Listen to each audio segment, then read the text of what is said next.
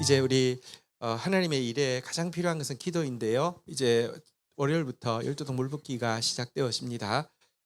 반드시 역사하실 것입니다. 근데 열두통을 비우는 것처럼 자기를 비워야지 열두통 이 이렇게 완전한 성령의 역사가 일어나는 거거든요. 우리 지난주에도 말씀 나누었지만 금식만큼 자기를 비우고 자기 힘을 빼는 것이 없습니다. 금식 기도표를 이제 다들 이렇게 슬장님 통해서 받으셨을 텐데요. 이렇게 뭐 교육자들부터 또 우리 리더들부터 이렇게 그 정말 하나님 앞에 가난한 자로서 금식하고 함께 기도해 주시고요. 특별히 이번 기간에는 우리 이제 샬롬 축복 대상자들을 셀별로 다 내주셨습니다. 그래서 이제 그 영혼들 위해서 우리가 매일 기도할 겁니다. 셀에서도 기도하고 교회 전체로 기도할 겁니다. 우리 어쨌든 그 영혼들 축복하는 마음으로 기도하고 나갈 때 하나님 일하시는 것 보게 될 것입니다. 자, 우리 마태복음 10장 16절부터 23절 내용 보도록 하겠습니다. 먼저 16절 읽고 시작하도록 하겠습니다. 같이 읽겠습니다. 시작. 보라, 내가 너희를 보냄이 양을 이리 가운데로 보냄과 같도다. 그러므로 너희는 뱀같이 지혜롭고 비둘기같이 순결하라. 예수님께서 제자들 70인을 이제 각 마을로 보내실 때에 하신 말씀이죠. 내가 너희를 보내는 것이 양을 이리 가운데 보내는 것 같다, 이렇게 이야기하셨는데 이것은 어떤 마음일까요? 양을 이리 가운데 보낸다, 어떤 마음일까요? 되게 애잔한 마음이잖아요, 그렇죠? 한편으로 애잔한 마음이고, 또 예수님이 제자들을 보면서 양 같은 너희를 이리 가운데 보낸다라고 이야기하시는 것은 단지 그냥 감정적으로 애잔할 뿐 아니라, 그래서 나는 절대로 너희를 홀로 두지 않겠다라는 그러니까 보증과도 같은 말씀이지요. 여러분, 주님은 우리가 말씀에 순종하여서 나아갈 때에 우리를 향해서 정말 특별히 사랑하는 애잔한 마음을 가지시고요. 절대 우리를 홀로 보내지 않는다는 사실을 기억할 필요가 있습니다. 성경에 보면 예수님의 상징이 되는 솔로몬이 성도의 상징이 되는 이렇게 술람미 여인에게 이런 말을 했어요. 아가서 2장 2절에 보면요, 양을 이리 가운데 보내는 것 같다 하고 굉장히 비슷한 표현이 있죠. 한번 같이 읽겠습니다. 시작. 여자들 중에 내 사랑은 가시나무 가운데 백합화 같도다. 가시나무 한가운데 백합화가 있으면 얼마나 애잔해요, 그죠? 그리고 눈길을 못 떼고 그 자리를 못 떠나잖아요, 그죠? 정상적인 사람은 그게 정상적인 마음이잖아요. 근데 주님이 우리를 바라보실 때 그렇다는 것입니다. 그런데 우리가 가시나무 가운데 백합화처럼 주님께 애잔하고 절대로 떠날 수 없고, 이리 가운데 양처럼 애잔하고 절대로 떠날 수 없으려고 하면 한 가지 전제 조건인데, 우리가 양이 되어야 하죠. 우리가 약한 양이 되어야 하고 우리가 작은 양이 되어야 합니다. 이리 가운데 예를 들어 뭐 하이에나가 있으면 그렇게 애잔하지도 않고 주님 별로 거기 같이 있을 이유가 없잖아요, 그죠? 사실 방금 보았던 아가서 2장 2절에 가시 나무 가운데 백합화 같구나라는 이 고백은요, 먼저 아가서 2장 1절에 보면 술람미 여인의 고백이 나와요. 한번 같이 읽어볼까요? 시작. 나는 사론에 수선하여 골짜기에 백합화로다. 사론 들판에 무수하게 피어 있는, 여기 수선하는 이제 번역이, 그러니까 정확한 것은 무궁화를 이야기하죠. 샤론의 장미는 무궁화인데요. 나는 샤론 들판에 무수하게 피어 있는 무궁화 중에서 하나. 다시 말하면 하나도 특별할 거 없고, 골짜기 가운데 있는 백합화, 다시 말하면 아무도 봐주는 사람이 없는 정말 작고 아무것도 아닌 사람이에요라고 겸손하게 자기의 자금을 고백하고 자기의 약함을 고백할 때, 거기에 맞받아서 예수님께서 솔로몬이 아니야, 너는 가시나무 가운데 있는 백합화야, 이렇게 이야기를 합니다. 여러분이 작아지면, 여러분이 약해지면, 세상은요 작아지고 약해지면 멸시하는데요, 예수님은 작아질수록 약해질수록 더 애잔히 여기시고 절대로 떠나지 않습니다. 내가 연약할수록 더욱 귀히 여기사 높은 보좌 위에서 낮은 나를 보시네. 어쨌든 우리가 이리 가운데 양, 또 가시 나무 가운데 있는 백합화처럼 정말 내가 작은 자입니다, 내가 약한 자입니다, 먼저 고백할 수 있어야 되겠는데요. 자, 이렇게 말씀하시고 다시 16절 띄워보시면요, 이건 예수님께서 우리를 향해서 가지고 계신 마음이고, 그래서 나를 절대 떠나지 않는다는 마음, 그 약속이지만 우리도 해야 될 일이 있습니다. 그러므로 너희는 뱀같이 지혜롭고 비둘기같이 순결하라, 이렇게 우리에게 부탁하고 있습니다. 한번 따라하겠습니다. 뱀같이 지혜롭고 비둘기같이 순결하라.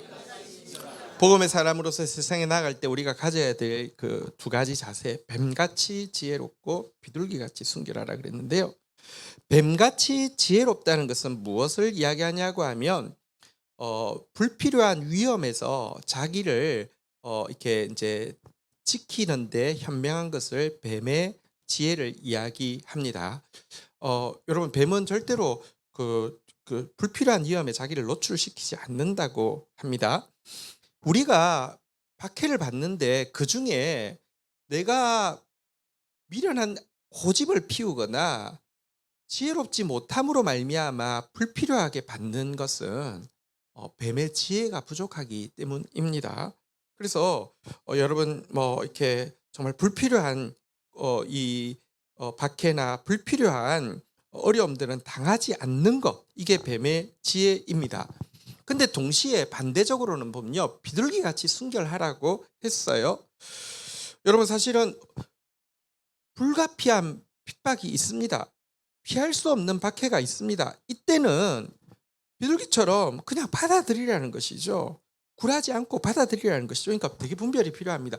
받지 않아야 될 박해는 받지 않아야 되고요. 근데 피하지 않아야 될 핍박은요, 그대로 대처하라는 것입니다. 이 두 개가 같이 가야 합니다. 예를 들어 뱀같이 지혜로운데 비둘기같이 순결함이 결여되어지면 점점 교활함으로 타락하겠죠. 그래서 진짜 뱀 이렇게 막 머리만 계속 굴리는 사람이 되겠죠. 비둘기 같은 순결함은 있는데 뱀 같은 지혜로움이 없으면요, 무지함으로 전락할 수도 있습니다. 그래서 이게 두 개가 같이 있어야 합니다. 그래서 신자는요, 계속 주파수를 주님께 맞추고 있어야 합니다. 주님께 맞추고 있으면 뱀 같은 지혜로움과 비둘기 같은 순결함이 오는데요, 이게 한번 그런 것을 경험해도요, 그 다음에 내 습관으로 하면요, 두 개 중에 한 개가 없어져 가지고요, 여러분 사실 뭐 불필요한 핍박을 비둘기인 줄 알고 받기도 하고, 정말로 이렇게 받아야 될 박해를요, 뱀인 줄 알고 이렇게 피해 나가고 이럴 수가 있거든요. 어쨌든 주님께 함께 하시는 주님께 주파수 맞추고 나가야 된다, 이런 말씀입니다. 자, 이제 17절 18절 보도록 하겠습니다. 교독하겠습니다. 사람들을 삼가라. 그들이 너희를 공회에 넘겨 주겠고 그들의 회당에서 채찍질하리라. 18절 읽겠습니다. 시작. 또 너희가 나로 말미암아 총독들과 임금들 앞에 끌려가리니 이는 그들과 이방인들에게 증거가 되게 하려 함이라. 자, 전도자로 보내는 그들에게 17절에 보니까요, 먼저 한번 따라하겠습니다. 사람들을 삼가라. 우리가 영혼들을 섬기기 위해서 나가지만 기억해야 될 것이 있습니다. 사람들은 우리가 섬기는 대상이지 우리가 신뢰할 대상은 아닙니다. 사람들은 우리가 축복할 대상이지 우리가 의지할 대상은 아닙니다. 영혼들을 향해 나아가면서요, 그 사람을 의지하고 나아가거나 그 사람을 믿고 나아갔다가는요, 도리어 굉장히 큰 어려움을 당할 수 있습니다. 그래서 사람들을 삼가라, 이 말은 사람들을 가리라 이게 아니라 사람들을 막 의지하거나 사람들에게 기대하거나 사람을 믿고 나가지 말라는 것이죠. 함께 하시는 하나님 믿고 나가고 사랑의 대상으로, 축복의 대상으로 삼으라, 이런 말입니다. 사람들은요, 너희를 공회에 넘겨주겠고 회당에서 채찍질하리라, 이렇게 이야기합니다. 복음 가지고 나아가면 환영하는 것이 아니라 진짜 복음일수록 박해가 있다라고 이야기합니다. 사람들이 모두 열광하면 무언가 잘못된 것입니다. 사람들이 좋아하는 뭔가를 건드려 줬기 때문이지 십자가는요, 미련한 것입니다. 예수의 길은요, 사람들이 보면 이해가 안 되는 길이죠. 유명해지는 것도 아니고 막 높아지는 것도 아니고 낮아지고요. 자꾸 갈수록 사역 초창기에는 사람들이 많이 모이더니 뒤에 가니까 아무도 안 남아요. 너희도 가려느냐 그랬어요. 미련한 길이에요. 그래서 모두 열광하는 것은 무언가 문제가 있는 거예요. 너희가 복음 가지고 나가면 공회에 사로잡혀 갈 것이고 회당에서 채찍질도 당할 것이다. 18절에 보니까요, 심지어 총독들, 임금들 앞에도 끌려가게 될 것이다라고 이야기를 하고 있습니다. 그런데 이 같은 박해들이 신비하게도 복음의 전진을 가로막는 것이 아니라 도리어 이방인들에게까지 복음이 전파되어지는 계기가 될 것이다라고 이야기를 하고 있습니다. 복음의 승리라는 것은요, 여기 보면 너희가 복음 가지고 나가면 환영받고 너희도 진짜 와 대단해하고 존귀 안 받는 것이 아니라 너희 복음 가지고 나가면 박해받고 이렇게 고통당할 것인데, 지는 것 같고 상하는 것 같고 죽는 것 같고 망하는 것 같지만 결국은 가시 이렇게 나무 사이에 백합화가 바람이 불면 찢어지는 것 같은데 향기는 더 진하게 나오는 것처럼 이런 역사가 온 세계로 퍼져갈 것이다라고 이야기를 하고 있습니다. 그래서 복음의 승리는요, 아주 비슷하지만 다릅니다. 복음의 승리는 십자가의 승리이지 십자군의 승리가 아닙니다. 근데 많은 기독교인들이요, 이 차이를 전혀 잘 모르고 있습니다.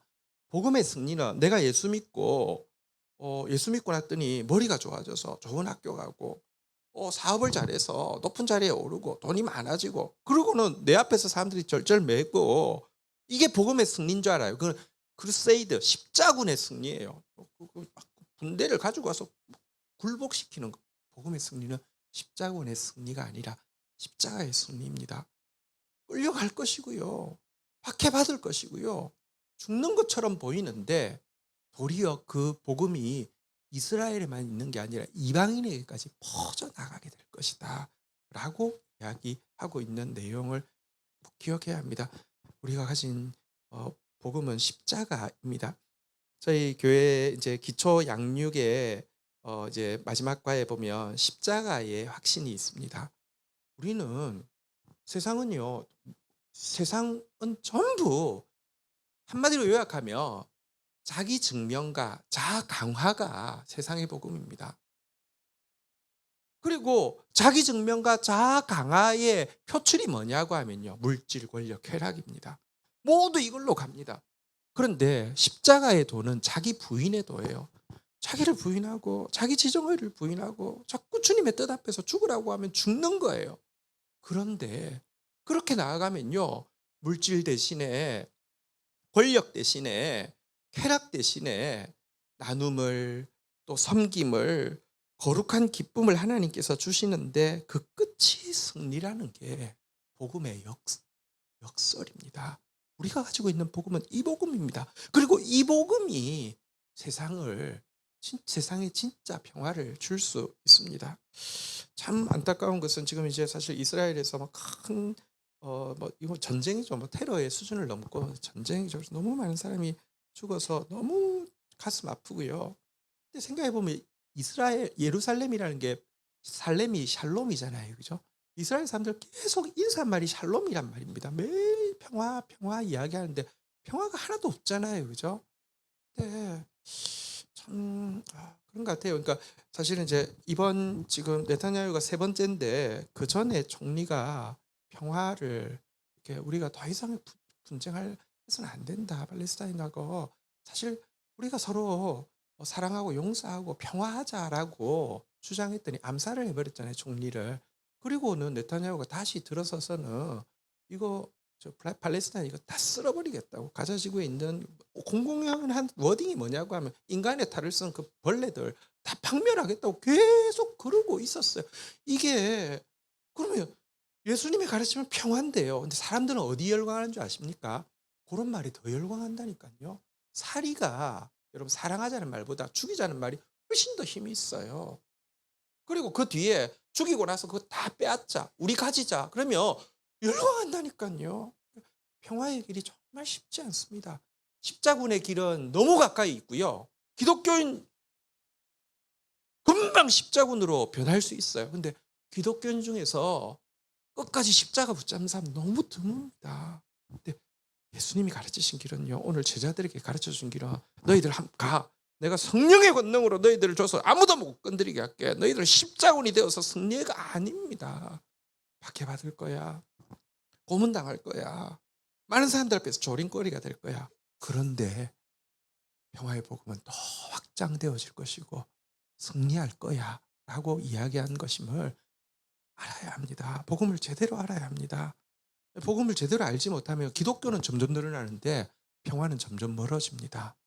그래서 굉장히 두려운 일입니다. 자, 19절, 20절 한번 교독하도록 하겠습니다.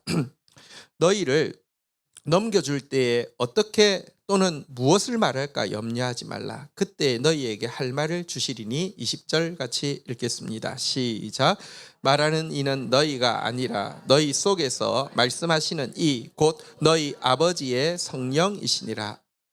자, 그런데 여러분 제자들에게 박해받는다는 말도 너무 무섭지만 또 한 가지 굉장히 무서웠던 것이 아까 18절에 보면 총독들과 임금 앞에 끌려나갈 것이라는 말이 굉장히 무서웠을 거예요. 왜냐하면 이 사람들은 완전 촌사람이고요.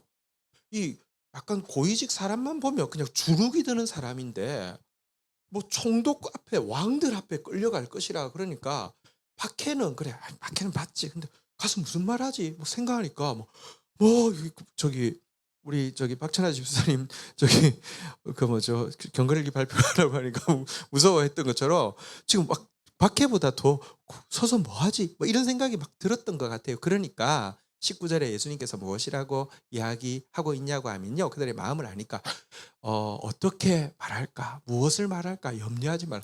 우리 지금부터 무슨 말하지? 막 이러고 있었던 것 같아요. 근데 뭐라고 이야기합니까? 그때 너희에게 할 말을 주시리니 20절 한번 볼까요? 말씀하시는 이는 너희가 아니라 너희가 준비한 멘트 치라는 거 아니야. 너희 속에서 말씀하시는 이 곧 너희 아버지의 성령께서 말씀하실 것이야. 이렇게 이야기해 주셨습니다. 여러분 신자가 성장한다는 것은 무엇이냐고 하면요.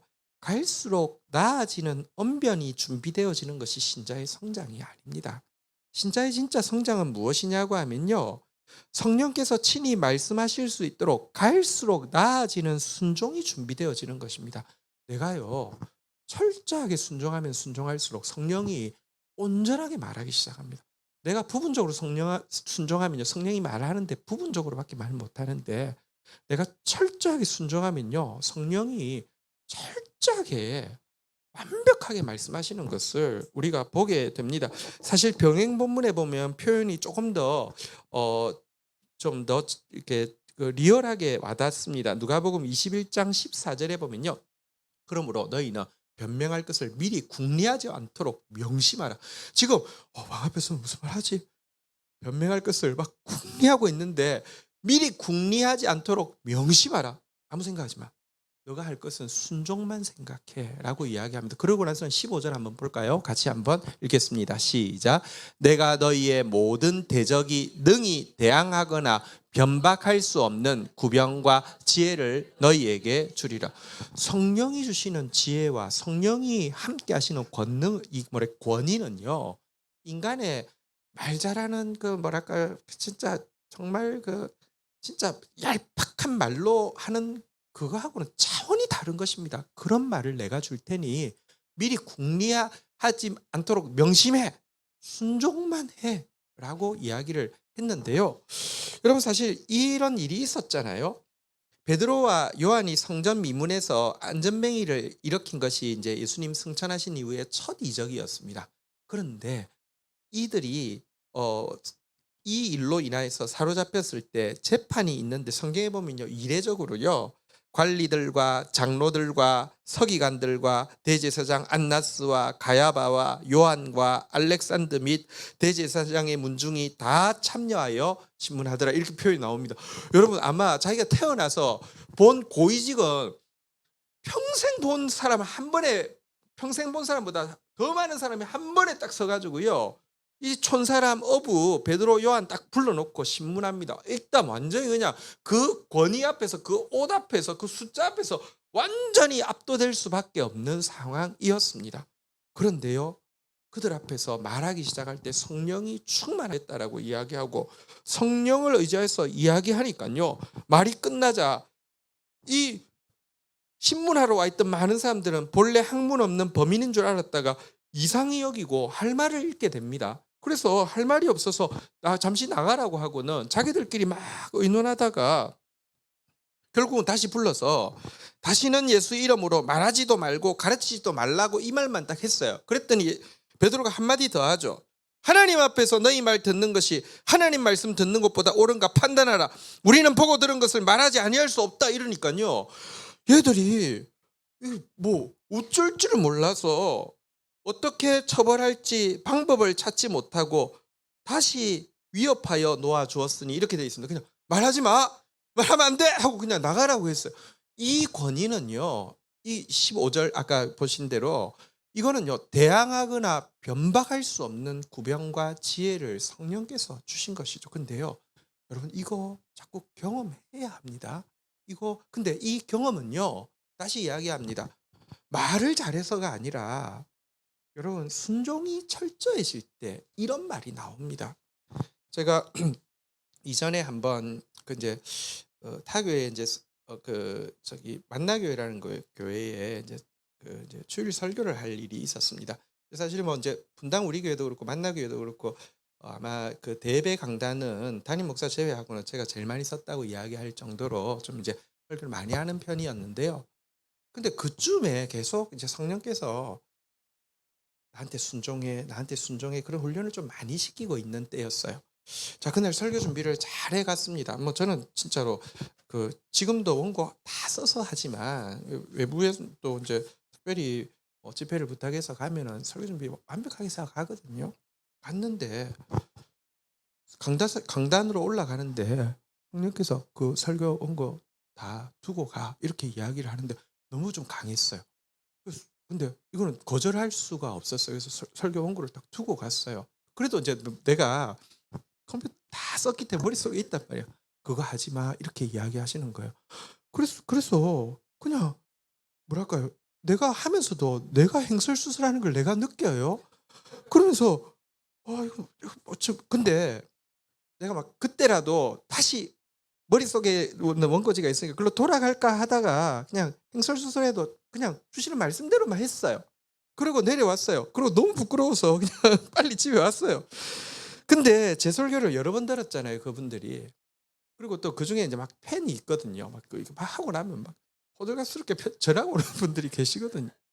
근데 무슨 말을 하냐고 하면 목사님 오늘 설교가 제가 들은 모든 설교 중에서 제일 좋았습니다. 이러는데 한두 사람이 아니라 그 교회 부목사들은 그냥 의례적인 인사는 그냥 그 자리에서는 하지만 돌아와서는 안 하거든요. 하나님이 너무 구체적으로 이야기하셨습니다. 그렇게 이야기를 할 때 한편으로는 자기자감이 들었어요. 내가 그동안에 그렇게 완벽하게 준비해서 한 설교는 무언가 하는 자괴감과 함께 나는 진짜 솔직히 내가 글을 잘 쓰는 사람이고 설교를 잘하는 사람이기 때문에 설교를 하면서 내 만족은 하나도 없었어요. 그런데 영혼들에게는 도리어 더 크게 일하는 것을 보면서 진짜 내가 이제 그런 계기가요. 나로 하여금 하나님 말씀 전할 때 지금도 여러분들 한편으로는 신뢰해 주셔야 되고 한편으로는 기도해 주셔야 되는 게 뭐냐고 하면요. 제가 주일 설교를 위해서 준비할 때 제가 잘하는 거, 제가 하고 싶은 거 하지 않습니다. 하나님이 하라고 하는 게 무엇인지가 제일 관심사고요. 하라고 하면 아무 준비 안 돼 있어도 그거 하지. 아무 자료 없어도 그거 하지. 여러분 제가 그러기 위해서 진짜 여러분 금요일 날도 제일 중요한 기도가 예배 위해서 정말 하나님 앞에 매달려서 기도하는 거고 여러분들의 기도를 필요로 하는 것 아닙니까? 우리가 자라간다는 거 여러분들도 마찬가지입니다. 여러분이 뭐 어떤 영역에서 준비되어지는 게 아니에요. 순종이 더 철저히 준비되어지는 것이 진짜 성령께서 여러분을 통해서 하실 수 있는 이렇게 인간의 일이 아니라 하나님의 일을 볼 수 있다는 거 꼭 기억해야 될 것입니다. 네, 우리 21절, 22절 한번 보도록 하겠습니다. 장차 형제가 형제를 아버지가 자식을 죽는 데 내주며 자식들이 부모를 대적하여 죽게 하리라. 22절 같이 한번 읽도록 하겠습니다. 읽겠습니다. 시작. 또 너희가 내 이름으로 말미암아 모든 사람에게 미움을 받을 것이나 끝까지 견디는 자에게는 구원을 얻으리라. 자, 여기 보면 근데 우리가 복음 들고 나아가면 심지어 21절에 본 바대로 가족 관계에서도 박해가 일어날 것이다. 이게 무슨 그 종교인들 통하여서 고위직을 통하여서 박해받는 것뿐 아니라 가족을 통하여서도 박해가 일어날 수 있다. 이렇게 이야기를 하고 있습니다. 예수님이 내가 평화를 주러 온 줄로 생각하지 말라. 나는 평화를 주러 온 것이 아니라 검을 주러 왔다. 이렇게 이야기했는데 예수님은 계속 이야기했잖아요. 나는 평화를 주러 왔다 그랬잖아요. 그죠? 그런데 왜 그 부분에서만 내가 평화를 주러 온 게 아니라 검을 주러 왔다라고 이야기했습니다. 다른 말이 아니라 같은 말입니다. 세상은요, 사탄은요, 편안을 약속합니다. 그 성경에 보면요, 그러니까 편안이라는 표현은 이제 우리적인 표현이라고 하면, 그 뭐랄까요, 어, 자문해 보면, 음, 안, 죄송합니다. 예, 안돈하다, 뭐 어쨌든 뭐 그런 단어를 씁니다. 그냥 편하게 해주는 거, 사단이요 죽어가는데 마취제를 줘서 편하게 해주는 이런 거, 사탄은요 편안을 줍니다. 근데 예수님은 평안을 줍니다. 그래서 평안을 주기 위해서 예수님은, 여러분 지금 질병이 있는데 사탄은 마취제 주고 괜찮아 괜찮아 하는데요, 예수님은 검을 가지고, 이 검이 무슨 검이겠어요? 수술하는 검이에요. 수술하기 위해서. 여러분들, 그래서 사실은 진짜 우리가 복음 때문에 가족 관계 안에서도 고통이 있다고 하면 여러분 받으십시오. 근데 그것은 수술하는 검이 되어져서 때가 되면 구원을 일으키는데, 하나님께서 진짜 평화를 주시는데 사용하실 것입니다. 그런데 어쨌든 이런 박해가 있을 터인데 우리가 할 일이 무엇이냐, 22절에 보는 대로요. 한번 따라하겠습니다. 끝까지 견디는 자는 구원을 얻으리라. 심지어 가족 안에서까지 박해가 있다 할지라도 끝까지 견디라고 이야기하고 있습니다. 끝까지 견디라. 어떤 때는요, 뱀처럼 지혜롭게 피할 때는 피하고요, 어떤 때는 비둘기처럼 순결하게 그냥 다 당하십시오. 근데 끝까지 견디십시오. 끝까지 견디는 자에게 구원이 있다라고 이야기하고 있습니다. 아까 성령께서 말씀하신다 그랬는데요. 우리가 성령께서 강하게 역사하시면 어떤 일이 일어날까에 대해서 나름의 판타지들이 있습니다. 나름의 생각들이 있습니다. 성령께서 강하게 역사하시면 어떤 일이 일어날까요? 많은 사람들이 생각하는 것은요, 성령이 내 안에 막 강해지면 내 마음대로 할 수 있는 힘이, 내 뜻대로 할 수 있는 자유가 막 커진다고 생각하는데 그렇지 않습니다. 성령이 강하게 역사하시고 성령이 충만하게 나를 쥐면요, 주님의 뜻대로 하시는 일을 내가 감내해낼 수 있고 버텨낼 수 있고 받아낼 수 있는 인내가 강해지는 것이 성령이 충만해지는 것입니다. 그리고 그거 끝까지 견뎌내는 자에게 구원이 임합니다. 성령 충만의 굉장히 중요한 증거는 인내가 강해진다는 것입니다. 그리고 인내가 강해져야지 끝까지 버틸 수 있겠죠. 자, 마지막으로 23절 읽도록 하겠습니다. 같이 읽도록 하겠습니다. 시작. 이 동네에서 너희를 박해하거든 저 동네로 피하라. 내가 진실로 너희에게 이르노니 이스라엘의 모든 동네를 다 다니지 못하여서 인자가 오리라. 자, 여기 보니까 만약에 너희가 이제 복음을 가지고 갔는데, 그리고 최선을 다해서 복음을 전했는데 박해가 오면 피하라고 이야기합니다. 그런데 이게요, 바로 위에서 나왔던 뱀처럼 지혜로움의 구체적인 경우라고 할 수 있습니다. 근데 좀 다시 한번 생각해 보십시다. 복음을 최선을 다해서 뿌리고 나면 기대가 있죠. 이제 열매가 맺힐 거야.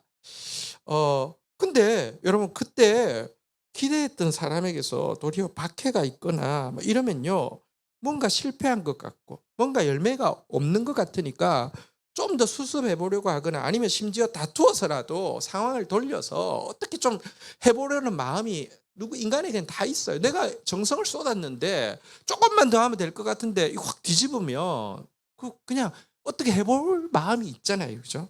근데 예수님 말씀은 복음을 최선을 다해서 뿌렸음에도 불구하고 다투는 상황이 되면 맞서지 말고 양보하라, 이런 내용이 박해하거든 저 동네로 피하라, 이 말씀입니다. 그럼 실패 아닌가요? 근데 밑에 보니까요, 내가 진실로 너희에게 이르노니 이스라엘의 모든 동네를 다 다니지 못하여서 인자가 오리라, 이렇게 이야기했습니다.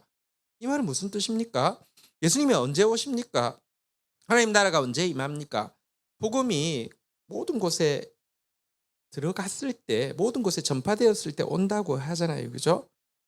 다시 말하면 내가 내가 최선을 다하고 나서는요. 내 눈에는 실패 같고 그래도요. 그냥 맞서지 않고 양보하고 나오면요. 나는 열매가 없는 것처럼 보이지만 주님께서는 당신께서 재림하시고 임하실 수 있도록 사실은 하나님의 열매가 되었다. 복음의 역사가 이루어졌다라고 인정해 주신다는 뜻입니다. 그러니까 내가 최선을 다하고 나서 내가 양보하고 나온 상황은 주님께서 그다음에 바톤을 이어받아서 친히 열매가 되게 하셔서 이 예수님이 다시 오시는 게 인자가 다시 오신다는 게 니네들 해봐 맡겨놨는데 안 되겠어. 아이 내가 할게가 아닙니다. 니네들이 한 일이 충분하기 때문에 마무리하신다는 뜻이잖아요. 그죠? 그러니까 이게 그럼 피했는데 나는 그냥 양보하고 맞서지 않고 피하면 실패 같아 보이는데 주님은 이어서 그것이 승리가 되게 하겠다는 것입니다. 이것도 십자가의 원리죠. 이게 신비입니다. 그럼 사실 아브라함이 롯과 함께 나와가지고 롯에게 하나님의 영향력을 삶으로 얼마나 충분히 보여줬겠습니까? 또 얼마나 축복하는 삶을 살았겠습니까? 그런데 롯에게 욕심이 생겨가지고는 땅을 이렇게 요구할 때 뭐랄까요? 삼촌으로서 훈계하지도 않고 자기 당연한 권리를 요구하지도 않고 그냥 양보했잖아요. 맞서지 않고 그냥 했잖아요. 그죠? 그러니까 뭐 좋다고 하고 소돔과 고모라로 떠나갔어요. 떠나고 났을 때 한편으로는 재정적인 손해도 손해지만 또 마음으로 얼마나 좀 괘씸하기도 하고 또 허전하기도 하고 안 그렇겠어요? 그때 주님께서 나타나셔서 무엇이라고 이야기했습니까? 창세기 13장 17절. 이게 복음의 반전이죠. 같이 한번 읽겠습니다. 시작. 너는 일어나 그 땅을 종과 횡으로 두루 다녀보라. 내가 그것을 내게 주리라. 양보하니까 또 옮겨야 됐고 또 핍박이 있으니까 또 옮겨야 됐고 뭐 문제 있으면 또 옮겨야 됐고 그래서 동서남북을 다니게 됐는데 문제는 동서남북 밟았던 그 땅이 전부 너 거 될 것이다 라고 이야기했습니다. 이것은 정말 신비입니다. 우리 하나님 뜻대로 피하고 하나님 뜻대로 양보하고 하나님 뜻대로 물러선 것은요 전부 다 점 찍어 놓은 것과 같아가지고요 땅 따먹기 할 때 탁 점 찍고 하면 내 땅 되잖아요. 그죠? 그런 세계가 있습니다. 세상적으로는 말이 안 돼요. 하나님 안에서는 말이 안 되는데 말이 되는 게 그게 복음의 역설입니다. 그게 진짜 십자가의 승리입니다. 함께 그 승리를 경험하고 이게 경험하지 않은 사람은 지금 무슨 말인가 할 거예요. 근데 경험한 사람은 그 진리를 알고 나면요. 이 신비 앞에서 하나님께 영광 돌리게 됩니다. 그런 저와 여러분들이 되기를 주의 이름으로 축원드립니다. 자리에서 일어서시겠습니다. 함께 찬양하며 나가겠습니다.